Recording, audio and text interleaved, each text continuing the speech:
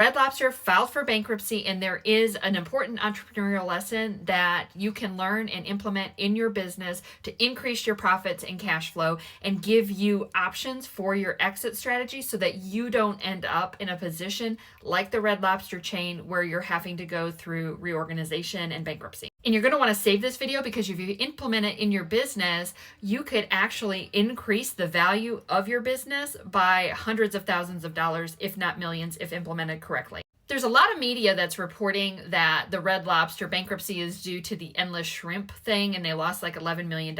But to a company like Red Lobster, $11 million of losses is nothing. So when this private equity firm purchased Red Lobster from Darden Restaurants, Red Lobster owned a bunch of real estate. And so when the private equity firm purchased Red Lobster, they also purchased the underlying real estate for many of the locations. And so to raise money from this transaction and to recoup some of the cash that they spent in order to buy Red Lobster, what the private equity firm then did is sold off the real estate assets. I believe it was to a related party. I would have to dig in some more. But they sold off the real estate assets and then leased them back. And when you lease instead of buy, you don't have a lot of control over the cost because the landlord can jack up that cost really high.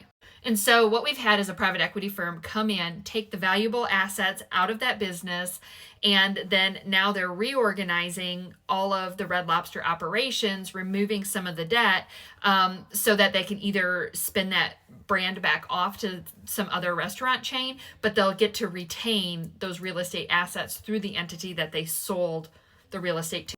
So how can you implement this in an ethical and sustainable way?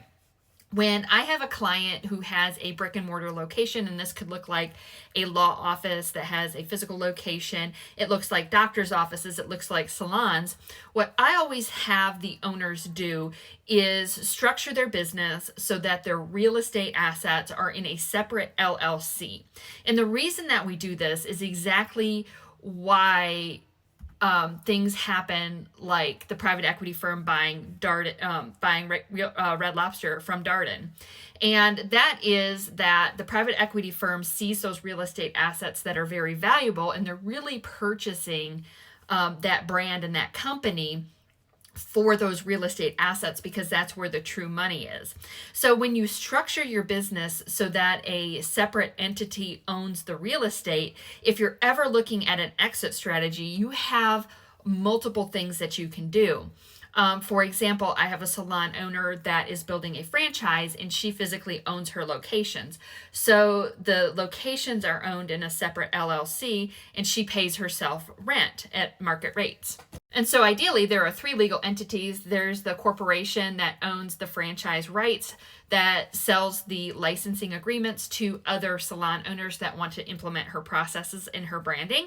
And then she has another LLC, S corporation, whatever works for your situation, that runs the physical location of the salon and that owns the customer list and all of that.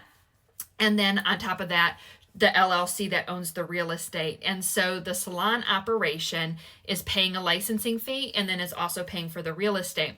And so if she ever wants to exit anything, she can retain her franchise licensing rights or her real estate and still be getting income from the company that she built. And then she won't have the headaches of the actual salon operation.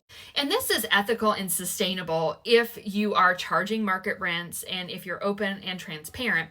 What makes it unethical in the Darden situation or in the Red Lobster situation is that they bought up a brand just for the real estate, leased it back, and then jacked up the rent above market rates. So if you're a business owner that wants to make sure that you're getting as much value as you can out of the brand that you're building and that you want to do this in a tax savvy, cost effective, and cash flow positive way, head to the top of my page, book a call with me, and we can discuss what's going on in your business and what type of strategies that you could implement.